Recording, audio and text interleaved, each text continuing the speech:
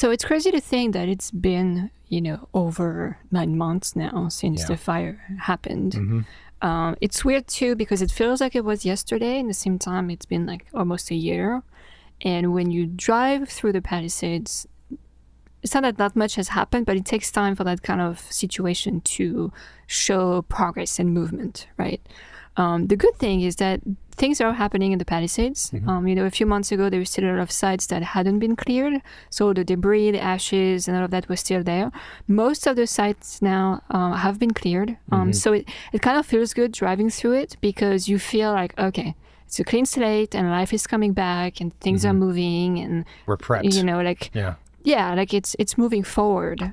So that's super exciting. You can even see the construction trucks starting to be there and construction crew and framing and things going up. So it's it feels good. But it still takes a lot of time to move forward. The one thing that I was wondering is, it still seems like there is not like a centered hub that has all of the information that a homeowner who lost their house in the Palisades would need to rebuild or sell or decide what to do between the two. Yeah.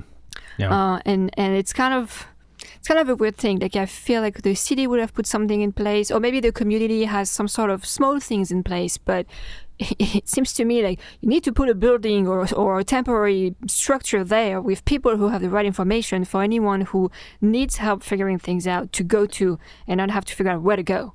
It's funny. This is a separate sort of tangent, but someone also remarked to me recently that what they should have done or should be doing now is having a therapy kind of relief center as well to help people cross the trauma, because that's very real. And going to therapy is much more common these days, and there's less stigma. But it would be great if there was a free version of that for everyone who lost their houses. But to your question, so there are a lot of these miniature hubs that are by the government, by professionals, by the community, by community members who've started their own websites, folks hosting events, real estate agents, like everyone's doing their bits, and we're doing our bit with our show. The reason why, or rather the challenge with having a central hub of information, really gets to the core challenges of doing a project anyway, regardless of whether or not it's a fire rebuild. And that is, there are a lot of different ways a house can be done and a lot of different ways to execute a project. And there's a lot of detailed information with all of it. So the reality of having a kind of master hub of sorts, it would be so much information. And also you'd have to somehow include a dozen or more different professionals who each do things differently, but are really qualified and know their information and what to do.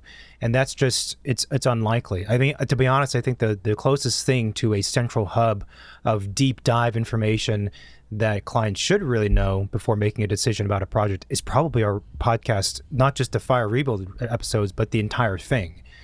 I've never come across a database, let's say, that actually provides insider, in-depth information about how things work, the pros and cons of different routes, and the pitfalls of some of these things outside of our show. And the reason why is it's just a lot. And our show is not for everybody. Our recordings are an hour and a half, sometimes a little bit longer. And most of the boards that you see, the centers, it's like an hour and a half conversation, we can cover a lot of information, and we've been doing it for 400 and something episodes. The types of pamphlets and informational guides that are given in a lot of these community things are pamphlets, and it's for me, with who I am, that's like not enough information for it to be really valuable to know how to move forward. And I think that's the challenge, because again, if you're a client and you've never done any of this, and then you pick up a phone and you call 10 different contractors, you get 10 different prices, 10 different ways of doing things. And they also structure their process differently. And they say you need different professionals. Yeah. Some contractors say, like, you don't need an architect because legally you don't, by the house size that you're trying to build. Some will say, I have an architect in-house. Some will say, oh, I have an architect friend. Some will say, you have to have an architect. And others will say, you have to have an architect who also provides construction documentation and CA. And those are what, half a dozen different things already. And you have another contractor who says like, well, I'm a prefab company, or some other variation. So it's just like an abundance of information. And I actually think that is probably the biggest challenge that all these fire victims have faced, is just so much information coming at them, or they're having to seek out. Which is not like anyone's fault, but I think that's the reality, and we're just talking about the design and construction of the house. We're not talking about insurance, about, months ago, finding clothes, finding a place to live, like all of these things. It's, I can only imagine how overwhelming it would be. Yeah, no, and you actually have spent a lot of time on the phone with fire victims who were potentially looking to rebuild. I mean, you had, I don't know how many phone calls. Yeah. And I feel like you probably have heard kind of the same questions, or like you probably saw patterns from this conversation. Like, where are people's mind at? What are the things that they are asking you about, and all those things? Yeah, so yes, I've had a lot of phone calls. The phone calls I have with people tend to be on the longer side because, as you can tell from the podcast, I like to talk. And also talking about process and the details of things is I find it interesting. And I also personally think it's necessary for a client to understand before they make a decision. So in an odd way, I have, when I do onboarding calls with clients, or pre-onboarding calls, this initial cold call session, I more assume the role of an owner's rep than I do an architect who's trying to pitch our office to somebody. Mm-hmm. And that's because truly, and I think a lot of architects would agree with this, I don't want to engage in a relationship and embark on a project if it's not the right fit. Even if I like the person, they have a good budget, and a lot of the things are aligned in paper, but there's something else that makes it that we're not the right fit, or they don't want to work with us, they found someone else they prefer. They should 100% go with that other person. Because again, these projects last, 2-3 years or whatever it is. It's not worth it for anybody to start on something when it wasn't the right pairing. So my approach, let's say, is more to be as unbiased as possible, just provide information and an overview and answer as many questions as possible. And then we can talk about how I work as an office, how we work, and if it makes sense, then we go from there. The questions I get from people are, everything from budget to schedule to even bigger things of like, what's the correct process and method and team to put together to execute a project, ranging from 5 different prefab companies who all operate differently, to hiring again to design build as category 2, to category 3, the traditional route of hiring an architect, but category 3 of hiring an architect and a contractor, the traditional method of custom home building. That splinters off into 4 different methods as well, depending on the architect you're hiring, the services they provide, the contractor, what they actually do, the quality. So the number of again, options is staggering.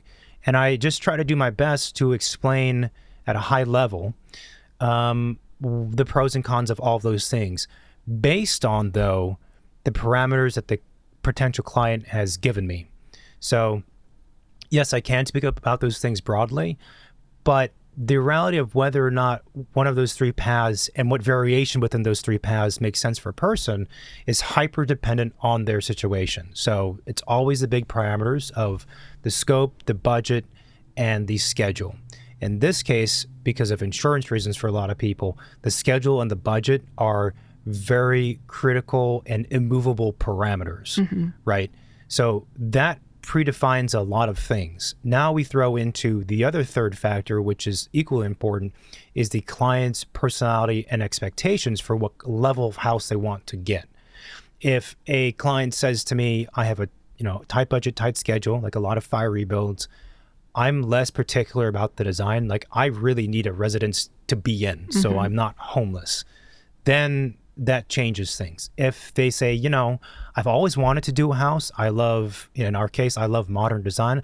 I've always wanted something that's more specific to me. I do have a tight schedule and budget, but but this other thing's a priority for me. If we can't achieve a house that is unique and cool, then I'm just going to go, buy a house somewhere else and move on to the next chapter, so to speak. then that also outlined that rules out a bunch of options for them automatically. And so, going back to the subject, to the question of like the community hub information thing, what happens is, and I've talked about this with other professionals, and I've seen this across a lot of fire rebuild victims. What happens is that when you are a person who's getting hit with all these different alternates and you know nothing about these industries, all of the answers you hear from the different professionals, from your neighbors, from the Slack groups and the whatever else, they all become weighted equally in your mind, and you don't know who to trust. Yeah. Because why would you know who to trust if everyone's giving different answers? And that is the part that's really challenging. The way to get around that is to, when you're speaking with people and getting information, err on the side of having longer and more in-depth and detailed and holistic conversations about what you're trying to achieve. And that's the only way you'll be able to compare apples to apples. So it's very common for someone to say to me, a resident to say to me, well, I heard this prefab company says that X, Y, and Z things about what they do and how things work in general. And I'll say, yeah, that could make sense. But again, let's have 10 minutes and talk about your situation, what you're trying to do, and then compare what they're saying with that. Because if you don't do that, it's just baseless information and you're comparing things that should not be compared to each other. Well, so-and-so architect does it that way, or so-and-so contractor does it that way. But did you have a conversation with them about more than just that surface level? Do they actually understand what you're trying to do? No and no. Well, then it's kind of useless information. Like I said before in the podcast, trust needs to start somewhere, and it's difficult to do if you don't know anything, but it's impossible to do if you don't decide to, again, stretch the conversation and get a little bit more into the weeds. Because if we think about the fact that in a project, if an architect's involved or anyone's involved, the big decision maker, designer, architect, there's about 70,000 decisions we make in the course of an average project. 70,000 decisions. So somebody is going to have to make those decisions, whether it's an architect or the contractor or the client, or someone's going to have to do it. And again, when you think about the number of variables with that magnitude of decisions, you splinter off again into 100 different ways of doing things. And I just think that it's very easy for professionals to wrongly give surface level information and say, this is a fact. This is how it works. You must do this, without knowing someone's position and their parameters. Well, it's kind of like if there was that hub of information in the Palisades and at Dina, for example, it's almost like you would need that hub to have like a triage process. You know, like you go to the ER. Well, you might not need stitches, or you might need surgery, or you might just need a Band-Aid. Like it kind of depends, but you need to be triaged to the right the room and professionals. Otherwise, you might end up getting a surgery you didn't need. Or you might end up, getting a Band-Aid on a wound that's never going to close on its own. So it's kind of also like the thing that's hard for people to grasp, I think, on our profession is the wide range of how people provide the services that we all provide. And it's about a matchmaking too. It's about a matchmaking based on their situation, based on their personality, based on their expectation. Throw in the insurance, the schedule, and the budget on top of that. Like, it's not simple. It's not simple. It's not simple, and it is, and I think I've said it before on the podcast, I think it's the greatest challenge our industry faces. Yeah. Industries, if we bundle AEC together. There's not one way to do things. There's not one way to do things, and it's like the challenge is, how do we help educate and inform clients so they make the right decision? That is fundamentally the question, because even with all that what I said, you cannot really expect the average person to consume 450 episodes of a podcast or consume 40 hours of lecture information, memorize it, digest it, comprehend it, and be like, okay, now that I have that, now I can make a decision. So how do we do that? And for me, at least, we have the show, but I also do phone calls very often with people. I'll give an example of one piece of information that floats around that is oftentimes easily misleading, and we can talk about this more and later on in the recording too. It's construction cost per square foot. So there's a lot of reasons why that is used as a metric for good reasons, and there's a lot of reasons why that oftentimes is a very misleading metric. One, it's very easy for if I'm a potential client to have a quick conversation with my neighbor's contractor, or my neighbor who spoke to their contractor. The neighbor says, "Oh yeah, our construction cost was $550 a square foot." Now that goes my brain as $550 a square foot is one of the points of metric and information of the many I've gotten before.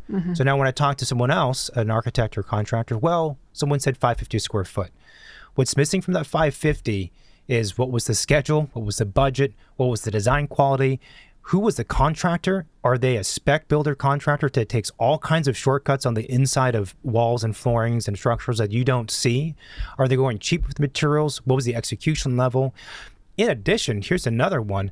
Sometimes the cost per square foot is described as, I've heard contractors say cost per square foot to mean core and shell. What we'd say like the core and shell, or just the architecture. So more practically, what that means for people listening, it means the structure's done, the framing's done, drywall's up, and the outside is sheathed and cladding on the outside is done, or it's on its way. That's like it's not really core and shell, but that's a phrase we could use.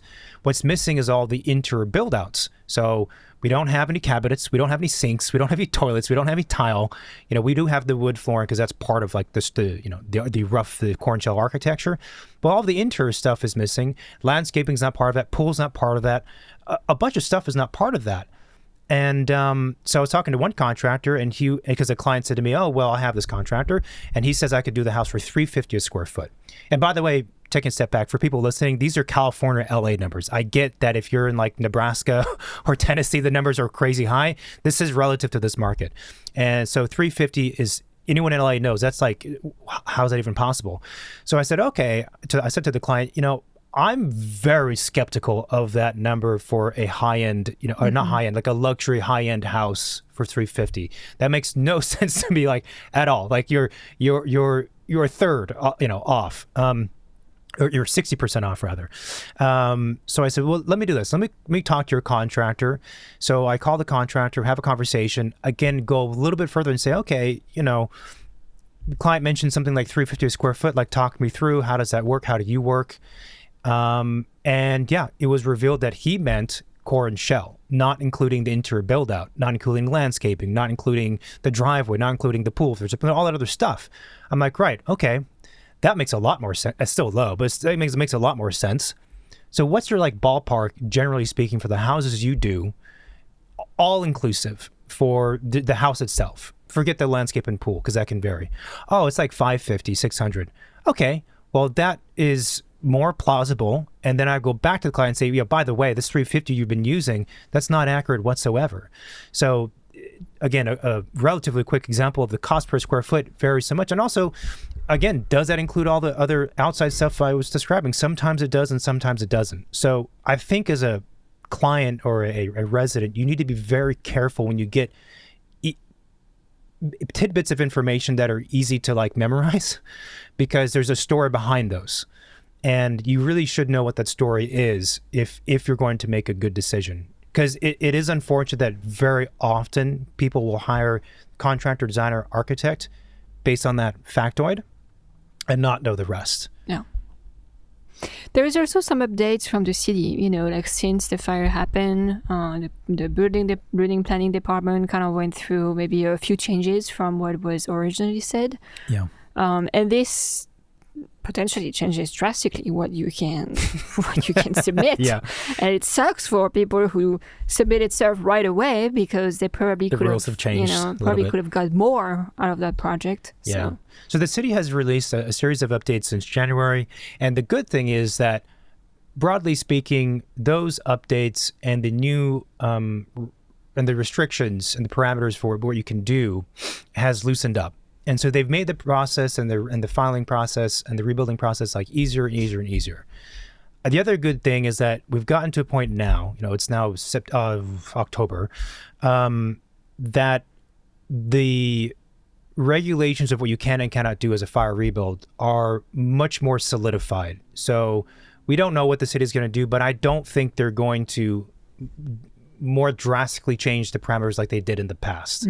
So for the people who are starting now, it's a good thing because we pretty much know what we can do and the city's made it easier.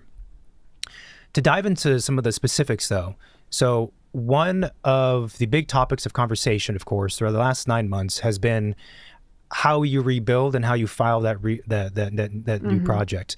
Is it a like-for-like rebuild, which means that it's similar to what was there before, whatever that means, which we'll talk about? Or is it a new construction project which ignores completely what was there before and you're doing something like different? In the like-for-like method of filing and type of project, previously, it meant you could build 110% of the previous square footage. That was the thing everyone was talking about, as a percentage, additional 10% of the square footage. Now, the rules for like-to-like have nothing to do directly with a square footage limitation of the house. So I'm going to repeat that. The like-for-like parameters have nothing to do directly with the limitation of the total square footage of the house. The like-for-like parameters only specify a maximum allowable size of the footprint of the building and then the height. So it's the footprint and the height. So within that bubble, let's say, you can do whatever you want.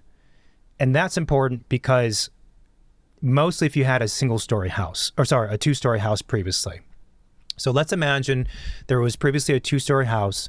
The ground level was, just to keep math simple, 1,000 square feet. Okay. And the second level was 500 square feet. So a 1,500 square foot house in total. Before, in the old rules, you can only add 150 square feet to that, right? 110% of 1,500 is 1,650. And we maxed out at that. The new rule set is the footprint, which is 1,000 square feet. Let's just keep it simple because the first floor was 1,000 square feet, can be an extra 10%. So now we're at 1,100 square feet. And that's where you're limited at the footprint and you're limited at the previous height. The previous height was dictated by the second level. And that creates a height datum, a line that goes across the entire site. So what it means is that you could now build in the like-for-like definition 1,100 square feet at the ground level and 1,100 square feet on the upper level, right? Because you're still within that bubble that I described. You're still within the footprint and you're still within the maximum height. Yeah, the only caveat with that is that you still have to comply to your maximum residential floor area, so known as RFA. Yep. And that is what's going to limit how much square footage you can build. Absolutely. So the way that the code works generally, and this is why it gets confusing, is that there are segments and pieces of the code that say, okay, you're allowed to do this per this chapter. There's another chapter that overlaps on top of that or also applies. So the like-for-like parameters, this 110% of footprint and height, does not mean that all other parameters regarding height and area and everything else and lot coverage don't apply. They still get layered on top of that. So, and then sometimes you also have another thin layer, which is the HOA, which might also have, its limitations. So the thing that's gonna basically drive what you can do is whichever is the most stringent on the restriction. The most is stringent. What you're gonna have to follow. The reason why I emphasize this footprint definition and the like for like is because this has been the case for a couple months now, I believe. I've lost track of time. But even now, when I talk to clients and I talk to some professionals, some architects, they're still operating under the old definition that the like for like means a limitation on the actual total square footage of the house. And it's simply not true. And it's an important thing because for a lot of the houses in the Palisades, they were undersized. They're quite small. And there's a lot of people too who can build back and they want to build that bigger because it would make sense for a lot of reasons and they have the finances to do so. So it's like, in my tiny example of 1,500 square feet, you're potentially losing, what was the difference? Like 600 square feet that you could be doing that you're not doing because you have an architect or a builder or a real estate agent whoever who doesn't know what I just said. And this is not like, now this October, this has been out for a couple months at least now. And it baffles me. I'm like, but you're potentially missing out on and this is only for a 1,500 square foot house. Imagine your previous house was 2,000 square feet, 2,500 square feet. That's a lot of square footage you're missing out on. The other thing that's happened with so sticking with the house itself and the like for like, the city's also made it a lot more flexible. So that footprint, the 110%, is strictly an area calculation, which means that the shape of the new house, the footprint can be anything you want. Okay, so if you had a L-shaped house before, make it a box. If you had a box before, make it an L shape, make it a circle, make it whatever you want. So I guess if people are looking to rebuild, they don't have plans of the house they used to have. How do they get the footprint? Because that's kind of like what drives what you can do. So how do you document that? So this is it's a very specific question, which we've had to solve. So there's a few ways. First of all, the assessor's records should have some information about that.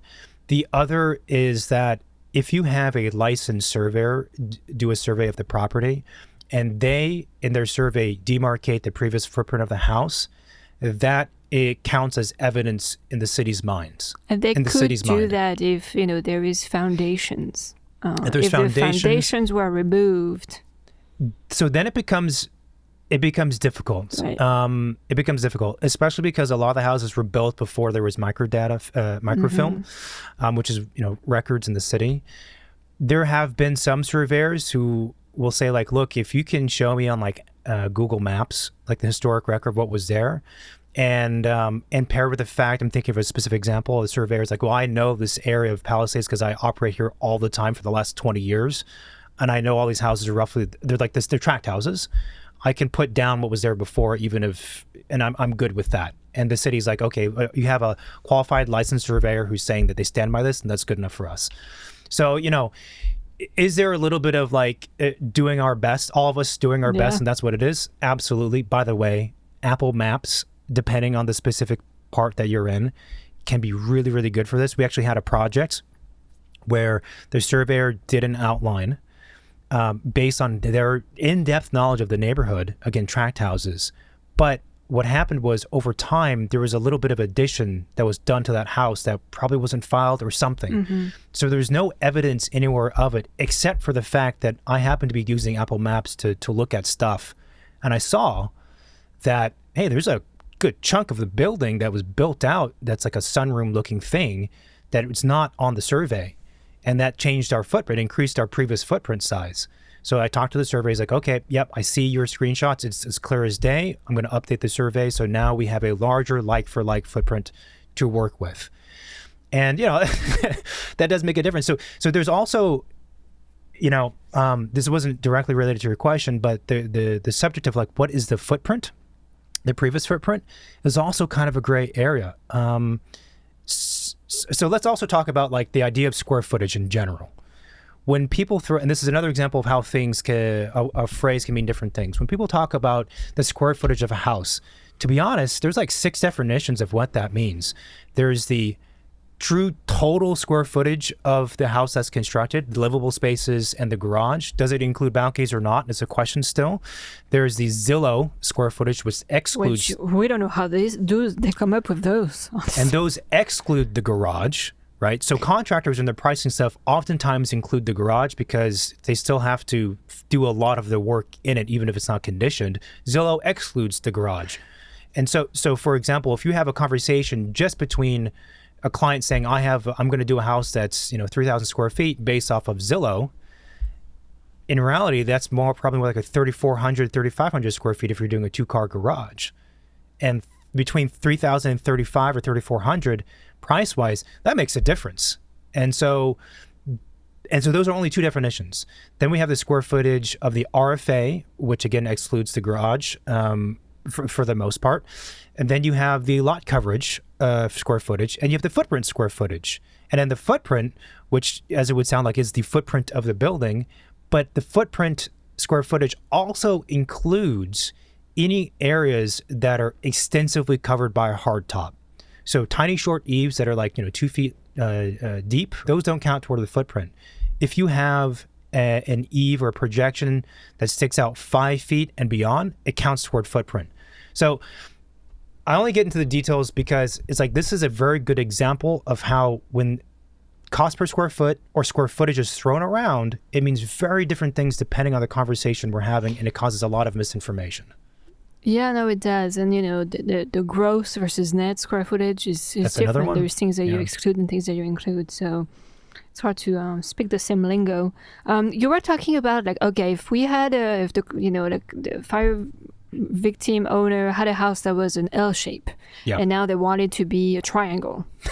Can they do that? Then call me. I want to do a triangle house. That sounds fun. There is a very famous triangle house in LA. Yeah. So you never know. Yes. So the shape can be anything you want, which is very, very freeing. In addition to that, you can actually move the location of the house pretty drastically depending on how big your lot is. Mm-hmm. But the rule is the same regardless of the lot size. The rule is you can move the footprint of the house by up to 20% of the width and the depth. So let's assume, just for the sake of easy conversation, we have a rectangular lot that's 50 by 100, right?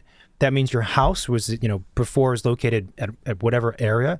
It can move front to back by 20 feet, which is significant. Mm-hmm. The house can move left to right by 10 feet, which is significant. I mean, narrow lots, you're kind of, you built the setbacks on narrow lots, so you're kind of stuck with that. Yeah.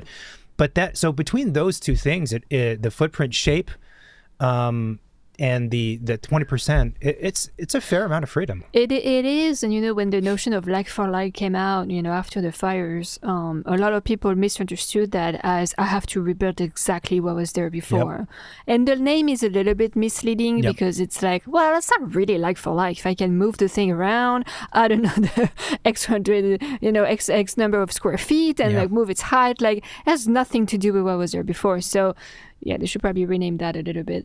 Another thing that was kind of a big point of conversation earlier on in the rebuilding process with the city was basement counting toward your RFA, toward your floor area. To the floor area and the like for like calculation. Mm-hmm. Yes. So, when we did our one of our fire rebuild recordings, that was when the like for like was the old definition. And in that definition, you could not add a basement because that would be putting you outside of the like for like definition back then. Mm-hmm. It's changed. So now you can add a basement and it doesn't put you, kick you out of the like for like, expedient permitting approval process. Yeah. Which is a huge deal because for a lot of people a few months ago, they're like, but my lot's so small and I need more square footage for my, grandkid or like whatever else. And a basement is like the easiest way to do that because of height restrictions. Why can't I do a basement? Or even, people thinking of rebuilding, potentially reselling in the next few years, mm-hmm. like adding a basement could potentially add, I don't know, another third of the square footage of a property. Huge amount of square footage. So in terms of resale, it's like easy money in the bank, when time comes. And what I've seen too is that generally speaking, basements, even on flat lots, have become more common in Los Angeles. They're not nearly as common in places like Michigan where you have to have a basement to survive. But they have become more common for square footage reasons, for resale reasons, and also as play space for kids. There's a lot of practical things for basements.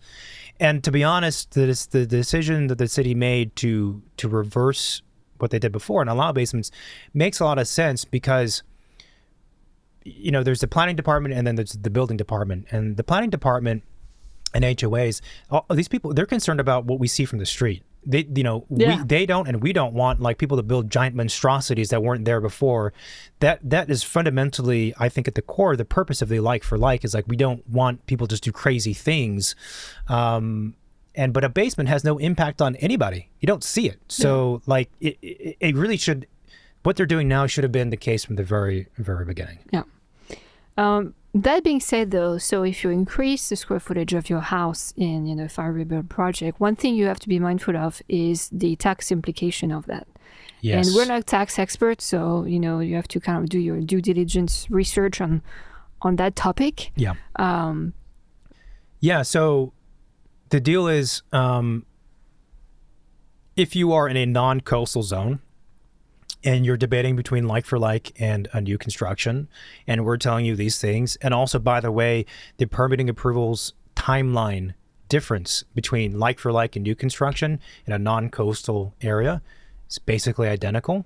So then the question becomes like, well, then why would I not just do new construction? And it's exactly as you said, is that you would be, so I've spoken with a lot of people about this who are also not like tax attorneys, but they're residents, and there's people who've done their own research. And my understanding is that when you exceed, the previous square footage, you get taxed differently.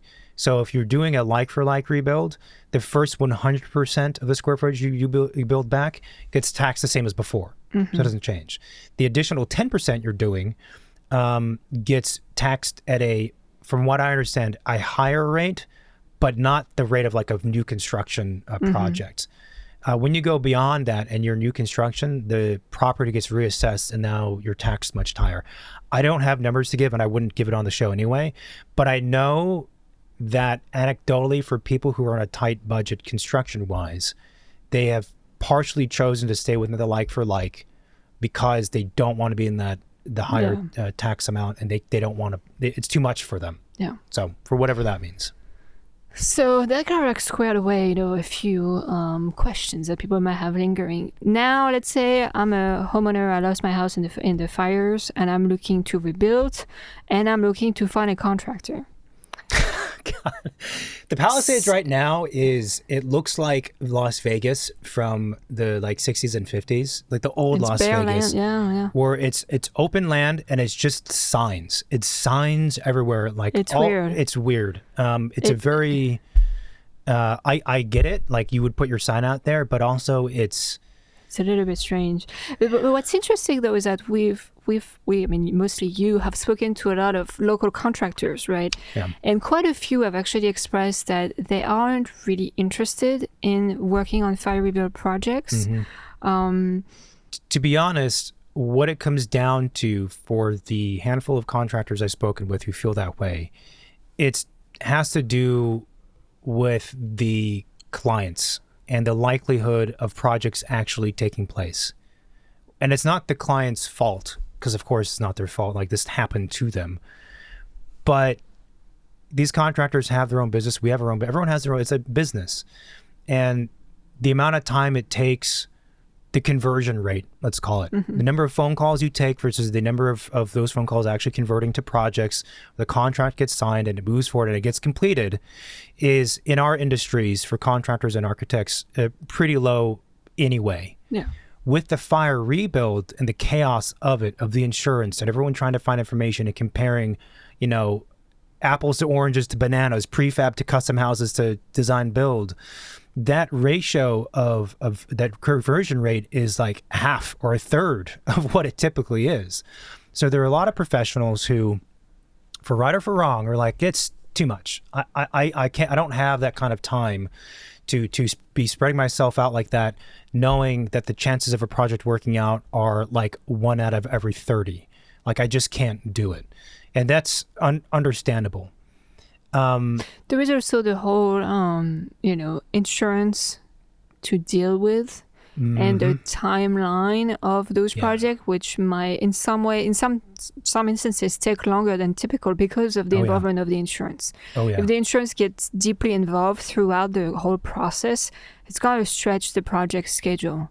If they pay you out or like make it that they're Clean less cut, involved right. during the process, then you might just be in a standard timeline. Yeah. But that's something that contractors aren't really looking. They're not really looking to stretch out.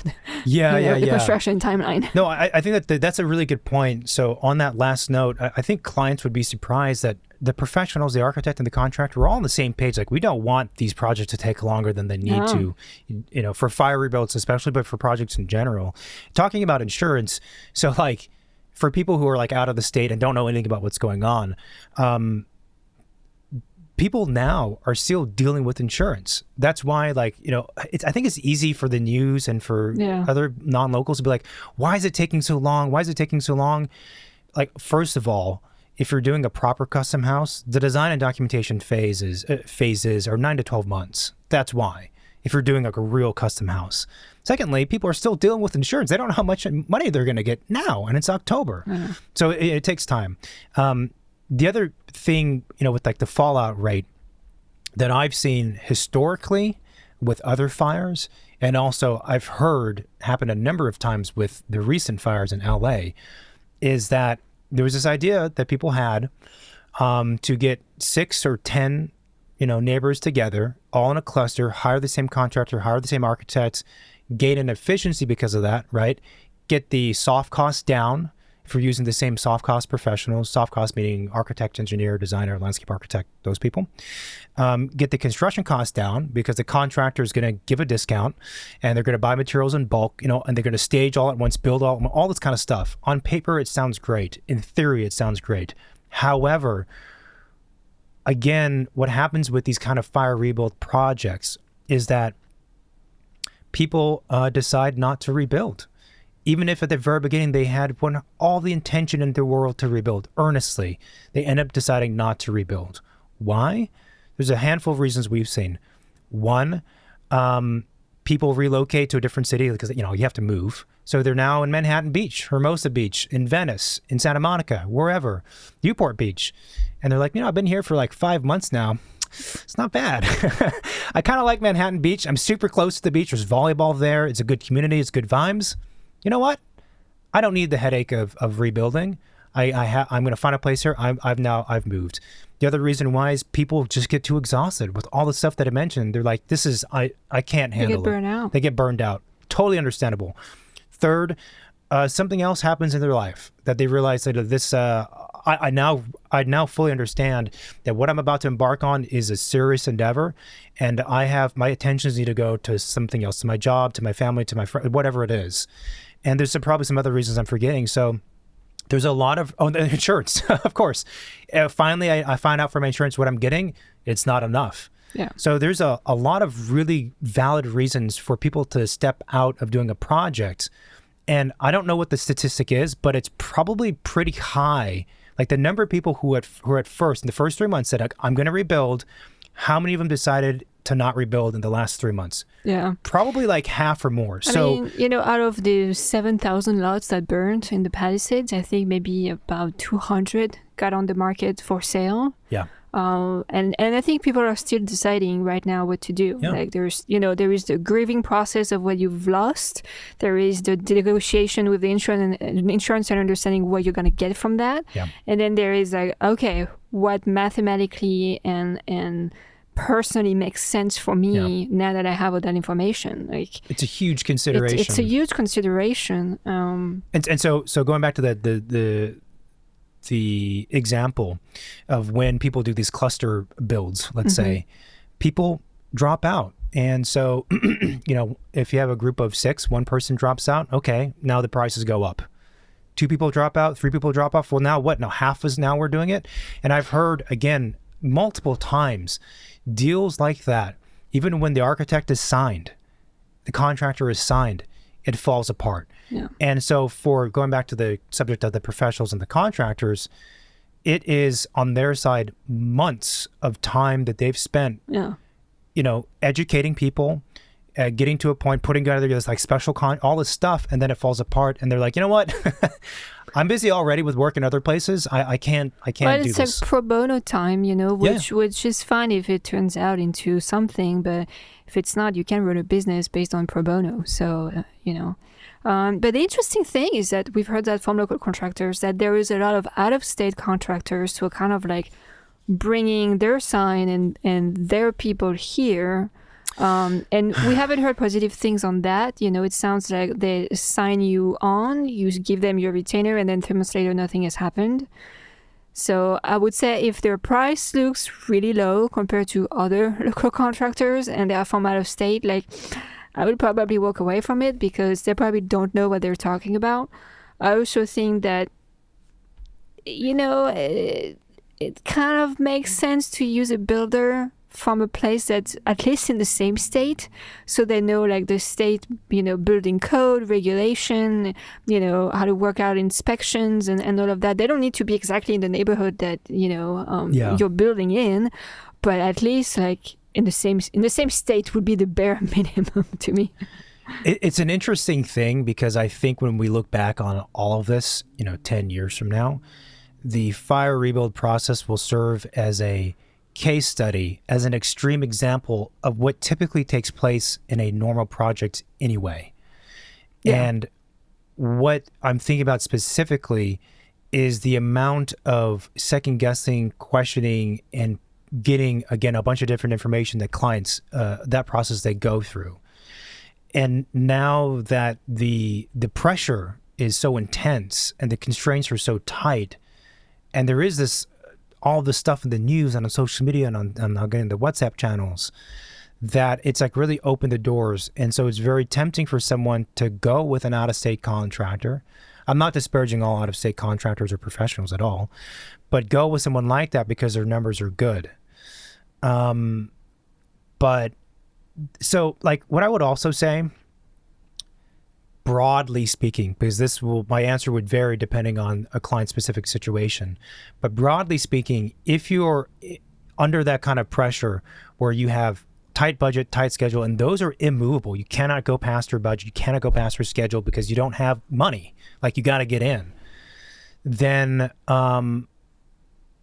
there's a good argument to be made that that is not the type of situation that allows for experimentation in the design and construction process and methods. Yeah. So obviously everyone's concerned with fire resiliency, which is valid. And so as a result as well, there are more fire resistant methods of fabricating a house that are alternative, not common at all. Using concrete this or steel studs, whatever things that are, I'm not saying they're wrong, but they're just uncommon with how things have evolved. And of course, if you go and you talk to those businesses, the ones that do skips, structural concrete, what am I saying? Structural insulated panels that are made of concrete skips, whatever it is. Or you talk to people who do like shotcrete stuff, siding. Of course, they're going to tell you all of the great things about what they do and how it's more fire resilient and this and that. But again, man, there's like 100 other pieces of information that dictate whether or not it's a good idea. And those things oftentimes cost more money, and they might be faster in one regard, but they're going to cause slowness in 10 other ways. Yeah. And it's not common. It's not really been done before by these professionals, other professionals you have to engage with. So, you know, again, it's hard to say without knowing someone's specific situation, but I'm generally hesitant to strongly recommend using one of these more alternative methods of fabrication unless you have the entire team has done it like a bunch of times before. Well, if you're on a tight budget and schedule, it's not really good ingredients for an experimental recipe, you know?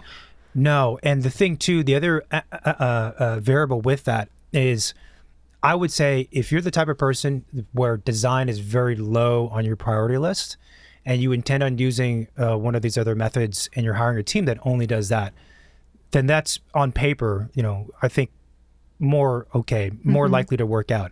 If you care about design a lot, highly unlikely, because the people who specialize in those types of methods of fabrication, that is their passion, that is their jam. It's not design. It's this technical thing, which is totally fine. But if you try to take what they do and then pair it with the average high-level architect, they've not done that before. So now you're experimenting. Yeah. And that's where it becomes a problem. So let's say I decided to rebuild. I have a contractor that I like. I have an architect that I like, but I do have a really tight budget. What can I be doing? A very good and pertinent question. So you're welcome. One of the things that's challenging with any project is getting started, right? So we have the budget, the schedule, the quality of the scope, and all those 4 factors, and the style of the design. So those 4 or 5 factors are all variables that are pulling at each other like a tug of war. It's like a 5-way tug of war. And as a result of that, it's really difficult for anybody, like the client, to make that first step. Because it's like, how do I make a first step if I have no idea, like there's no sense of grounding? And you're hearing from people like, to build a house, I can do a high-end house for $400 a square foot. And other contractors who are super reputable, have their names everywhere in the Palisades, and you know, they're a good contractor. They're like, no way. It's $1,000 minimum for me to do anything of quality. Yeah. Forget high end, like anything of quality. And it's like, why the heck would there be this massive range of cost? But to answer your question, I think an interesting way to problem solve that we've done that's been useful is to have the contractor or a few contractors give a ballpark estimate, which we in the industry would call a ROM, or rough order of magnitude. It's a phrase we use for construction cost estimate. Give a ROM to rebuild your house exactly as it was before, with common sense upgrades. Like, we're not doing single pane glazing, we're going to do dual pane glazing. But what would it cost to put that back? Now, there's a few caveats with that. First, it's difficult to get contractors to do it because they don't like giving ballpark numbers like that. Some will be able to do it, and willing to do it, rather. That's great. The other kind of way to get there is to use an architect. So, like, for example, it's much easier for me to call 3 contractors or 2 contractors or 1 contractor and say, hey, I know you, you know me, we want to work together, we have a relationship. Quick phone call, do me a favor, like, take a look at the stuff I'm about to send you. Like, just let me know, like, what you think it would cost, generally speaking. I can ask that because, frankly, the way the relationship works is that contractors still mostly get their work directly from architects, mostly. So I have that ability. A client cold calling a new contractor who's already skeptical of the Palisades, like I said, it's like, no, I'm not going to spend half of my week, doing that. But anyway, I think that's really interesting and productive, especially if the previous house you had any drawings at all and structural information. Then that contractor, if they're willing to spend the time, can give you a pretty decent estimate. And it's not perfect. It might be off by 10, 15, 20%, whatever. But it's like something to start with. And I found that is, it's a good start. It's a good reference point. Let me put it that way. So why would the price of building a home in LA, let's say, ranges from like $400 per square foot to $1,000 a square foot? Because that's like a big gap. It's crazy, right? So first of all, again, going back to the broader lesson here of understanding that different informations mean very different things depending on context. Words that are used that are misappropriated and used too loosely are high-end, luxury, nice. Like, this doesn't mean anything. Yeah. So first of all, let's throw that out. Forget that word. I mean, I guess also you have to put that contractor back in its contractor context, in the realm of how do they fit within a box full of contractors, right? Agreed. Like, if you take the lowest end contractor, well, for them, building a house $400 a square foot, it's gotta be luxury, right? Relative to their compadres. to the level they're at. Yeah. Right. So, yeah. Yeah. No, that's absolutely the case. So, on that note as well, what impacts those costs and the builder's profile is whether or not they are a spec builder or a custom home builder. Mm-hmm. Spec houses, for people who don't know, are built, generally speaking, very, very cheaply because they're driven by cost. It's done by a developer, and the whole point of doing a spec house, if you're a developer, is to make money. So as a developer, the more money I spend on construction, the less money I make. So if I can build something that sells the same, but I can cut out $200 per square foot, $300 per square foot, I will do that if I were a sleazy developer. And the things they cut out are sometimes things that you don't see. On the outside, in the photographs or in person, okay, this looks comparable. But what's behind the drywall? What's behind the wood siding? What did they use to secure the flooring? All of these things. How's the framing like? All the waterproofing, all the hundreds of things. Yeah. Oftentimes it's the things you don't see necessarily, but that's the thing that you should care the most, because cause the biggest problems. That's what's gonna make the house, last or not last over time. And it is unfortunately very common for people to buy a spec house, enter a lawsuit afterwards with the previous owner or the developer, and say, I bought this thing. Why am I having all of these core issues? We saw it on the remodel project we worked on, where the house had been like freshly remodeled for the sale.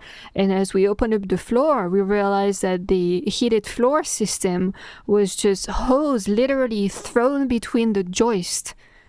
And the whole team on site was like baffled, like, like who did that? Like obviously someone who does not care about what they're building, and that's just terrible. But then again, like on the pamphlet, but right? you know, Radiant the floor real heating. estate photos, you can't see any of that. It looks, you know, $1 million. So I'm not saying that all spec builders are bad, because there are some really good ones for of sure. course. But on paper, I don't know somebody, you know, without their profile. So if I have a client who's like, I want to do a custom house. I'm particular about stuff. I want something nice. I have a contractor who says I can do it for $500 a square foot. Okay, let me talk to that contractor. And I'm pretty smart in navigating a conversation in that I don't disclose what I'm trying to seek. How's it going? How do you work? So do you mostly do this and that? Where do you work and whatever? And then I learned, okay, you mostly do spec builds, and you're selling and you're flipping them. And you don't even have an architect you ever work with. I do not want to work with you, and this is not a good idea. Yeah. It's a bad idea. The other thing that can fluctuate the price per square foot in terms of construction costs is the type of operation that the contractor is running. 100%. So let's say if it's a one man or woman show and a couple guys on site, you know, that's a very different business model than if you have a project manager, a site super, people on payroll, you know, Project people who are in the engineer. office, and the main guy, you know, is busy running the business. He's not the one running the project. So all of that factors in how much construction will cost. Yeah, so like the general conditions, which is, let's say, more or less like what it takes to just have the construction operation going. For the larger contractors who do, larger in people size, yes, but larger in terms of also like the cost per square foot. They do like really high-end stuff. Their general conditions fee price is much higher. So you could be spending literally tens and tens and tens of thousands of dollars a month just to have the thing going. For getting, I'm not talking about like the actual work on site, but just to have it progressing. And so automatically, that's partly why there's a big, like you said, a big difference. And so that does not mean that you can't have a really well done house by all standards while using a smaller size contractor who doesn't have all of those layers like you described. That's definitely not true. However, it is much more difficult to find that contractor than it is to find what I would say a true high-end contractor who will do a really good job. Like I said before, it's easy to find those people. You throw a stone, you can find them. They're going to cost a lot, but they're there. It's also really easy to find like the really cost-effective, cheap contractors who do spec house kind of stuff. Yeah. But the middle ground is difficult. So that's a big thing. The materials, the finishes in the house, glazing, you know. I saw a house they had, someone said they have big, 20-foot wide and 9-foot tall, 10-foot tall, 30-foot wide sliding doors. What brand is that? Are we talking about, Skyframe? Are we talking about Awake, Fleetwood? Are we talking about Dorwin from China? Because we're talking about like a 10x difference in price. Yeah. So again, it does boil down to the details in a way. Here's a kind of interesting thing that occurred to me. I was talking to a contractor recently about costs and whatever else, and they were remarking about the glue that they use to secure wood flooring to the substrate. And they use a certain kind of glue, which costs a little bit more money per bucket of glue. It was like $30 or $40 more, because it's healthier. It has less VOCs. It's less toxic. And I think that's great for health reasons, obviously, but also it's a really good example of the complexity of a house. There are hundreds or thousands of not just ways of doing things, but components in a house. And the glue is one of them, right? So if you add up the difference in the cost of glue over the cost of a 6,000 square foot house, that's like not a lot, but it's something. You add that up over the course of 1,000 components. That's why you get things that on paper or in conversation, they sound like they're apples to apples, but they're not apples to apples. Right, so circling back to my question. Yes. What do I do if I'm ready to rebuild, but I have a really tight budget? Oh, yeah. So getting an estimate based on the previous house is super helpful to make it more realistic. The other thing that we do is, again, the budget that makes sense for you is based on many, many parameters. But getting reference images from a client for what they like, generally speaking, for like alignment reasons, but also reference images of what they are expecting at the end as an outcome, quality-wise. I'm hesitant to engage with clients who are like, I want this exact thing, because that's not It's not what we do. Yeah. It's not of interest to me. But for the purposes of like the quality of the house, the amount of materials, the amount of glazing, those kinds of conversations, reference images are valid. And again, a lot of professionals are very hesitant to have these high-level guesstimate conversations because, of course, if they say something and then it ends up being wrong, the client comes back and blames them. I get it. But to be honest, to be self-critical about the industry, clients don't know anything. We have to start somewhere. So I do like using reference images for that point, because if someone says I have $400 a square foot, but they're looking at projects that are, I can easily ballpark and guess this is like a $2,000 per square foot project, I'm going to be like, there's no way your expectations are going to be met. So I think that's just another small but important thing that you can do to help just get closer to a realistic number.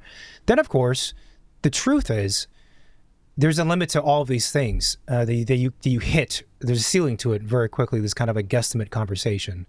At some point, you have to have somebody, an architect, just put pen to paper.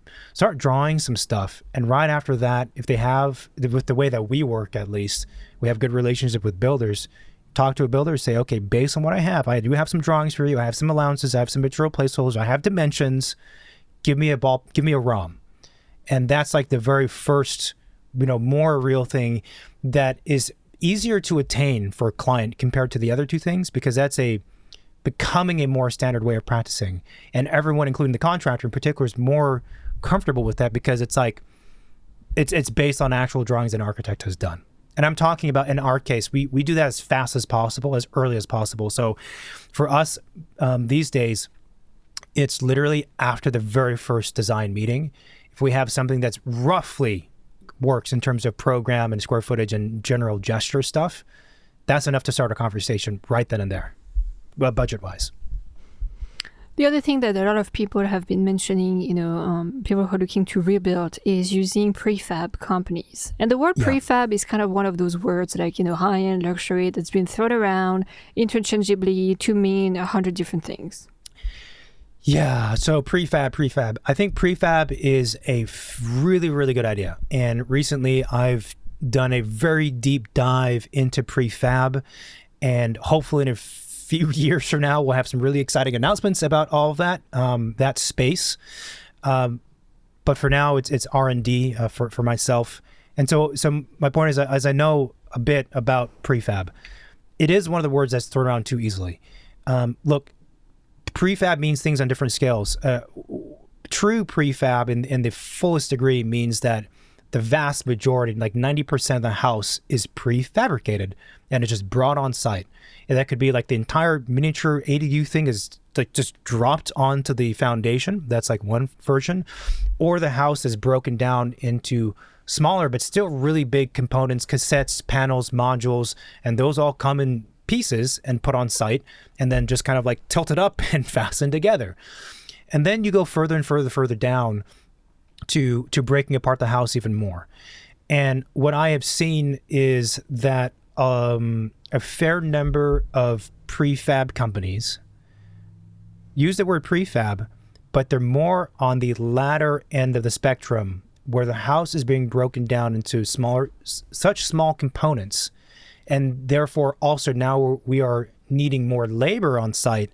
That, to me, it's like, well, where do you draw the line of true prefab? Are you still prefab if the client has to hire a fully local team to do 80%, 70% of the typical labor of a normal house?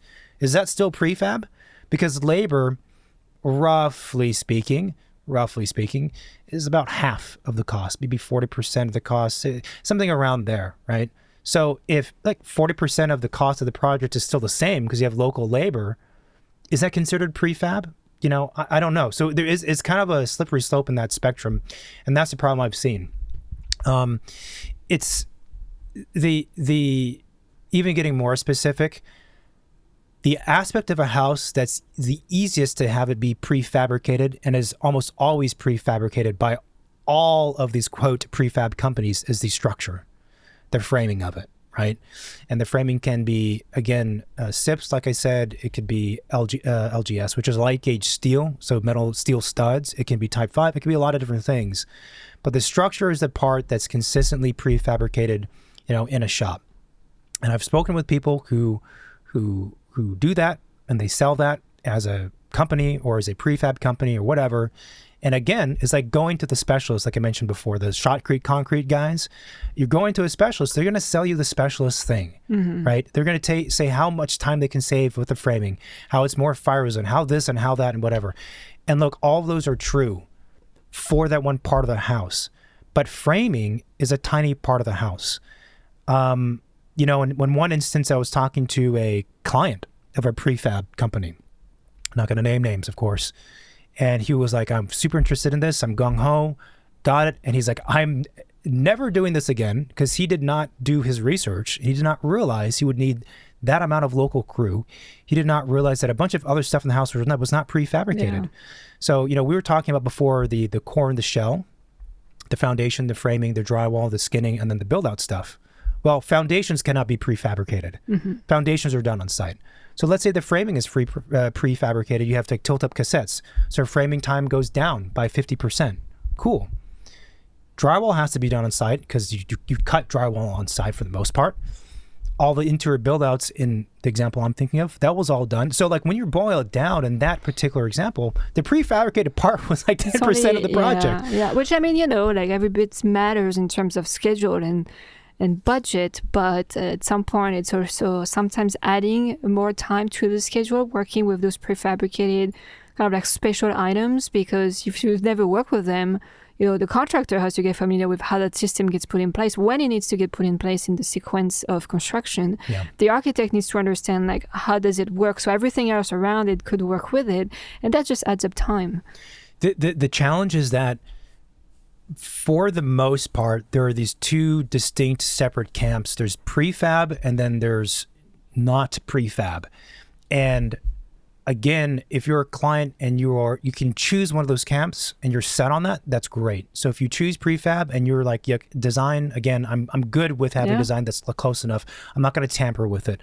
I'm good with whatever other things that limitations, then it's fine. But it's when people try to like bridge the gap to try and get the savings of that, but the quality of that, it doesn't work. Yeah. The same thing applies to design build and on, design build on one side and traditional on the other with an architect.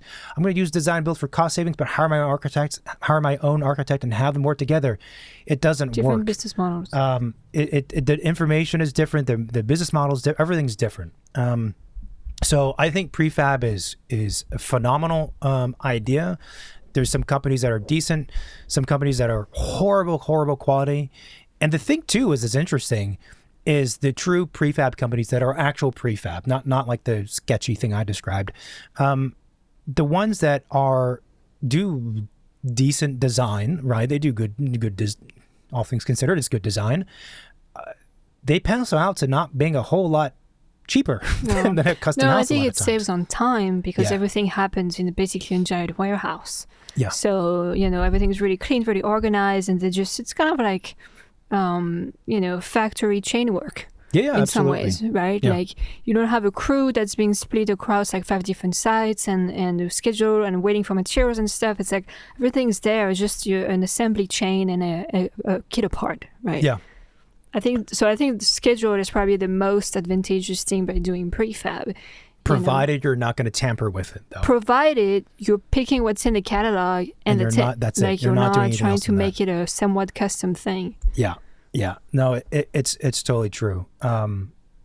It's just the complexity of houses makes it difficult for these alternate methods of like truly collaborating, I feel. But I also wonder like the prefab in terms of resale value. Like once the house is brought to the site, wrapped up, touched up and everything, and move-in ready, can you tell that this house was built off-site? Can you tell it's prefab? Some of them are pretty good.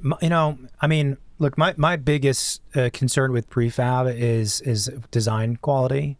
And actually execution, sometimes they're like really it's like if it's factory built, like corners should be clean, man. Like why are these they put reglet everywhere and like bullnose style and all that stuff. It's kind of like I mean, I guess you don't want to spend any time figure out that detail, but come on.